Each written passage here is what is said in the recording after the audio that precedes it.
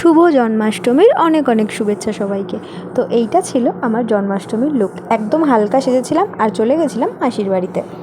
সবার প্রথমে interesting video সেটা হচ্ছে তালের বড়ার ভিডিও। তারপরে পোলাওটা আমাকে বানাতে বলেছিল মাসি, আমি পোলাওটা বানাতে শুরু করে দিয়েছিলাম আর একটু ঘি গরম করে নিয়েছিলাম, তার মধ্যে 2 টুকরো বরফ দিয়েছিলাম। কি বানাচ্ছি জানো? এটা একটা নতুন জিনিস, মালাই। এই দেখো, এদিকে পোলাওটা একটুখানি নেড়ে দিলাম। আজকে কিন্তু আমি প্রথমবার মালাই বানিয়েছি আর পোলাও প্রথমবার বানিয়েছি।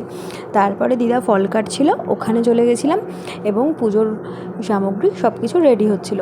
তারপরে আমি বরফ দুটো হাতে নিয়ে ঘিয়ের সাথে, ননি তো বানাতে পারি না, তো যাই হোক এই প্রসেসটা আমি নতুন শিখেছি, ঘষে ঘষে বানিয়েছিলাম চিনি ছাড়া। কিন্তু খুব ভালো হয়েছিল খেতে, ননির মতন করেই গোপালকে বানিয়ে দিয়েছিলাম বরফের সাথে।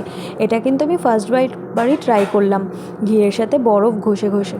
তো যাই হোক কিছুটা সময় লেগেছিলো, আমার হাতটা জমে পুরো ঠান্ডায় কনকনে হয়ে গেছিলো, হাত নাড়াতে পারছিলাম না। তারপরে ফাইনালি এটা রেডি করে ফেললাম এবং রেডি করার পরে এখান থেকে একটা ছোট্ট থালায় গোপুর জন্য তুলে দিলাম। তারপর আমার খুব এনজয় হচ্ছিল এই ননিটা বানাতে বানাতে। দেন মাসি গোপালকে নতুন একটা জামা পরাচ্ছিল। এইটা আগের বছরের জামা, কিন্তু এই জামাটাও খুব সুন্দর। যাই হোক, আর এই রেড জামাটা আজকে নতুন এনেছে, দেখো কি সুন্দর জামাটা। আর ছোটো গোপুটার জন্যও সেম জামা এনেছিল। আর এই যে এখানে মালপোয়া রেডি হয়ে গেছে আর অল্প নাড়ু তৈরি হবে, তাই জন্য রেডি করা হলো নাড়ুর উপকরণ। এই দেখো গোপু এখানে কালার ম্যাচিং করে পরে বসে আছে। আর গোপুর সামনে ক্যাডবেরি দিয়েছিলাম, ময়ূরের পালক দিয়েছিলাম। তারপরে নারকেলের নাড়ু তৈরি হচ্ছে, তারপরে তৈরি হচ্ছে ক্ষীরের নাড়ু, এবং দিদা ক্ষীরের নাড়ু বানিয়ে ফেলেছিল। আর এইটা হচ্ছে মাসির পাশের ফ্ল্যাটে সোনা আন্টিদের বাড়ির পুজো।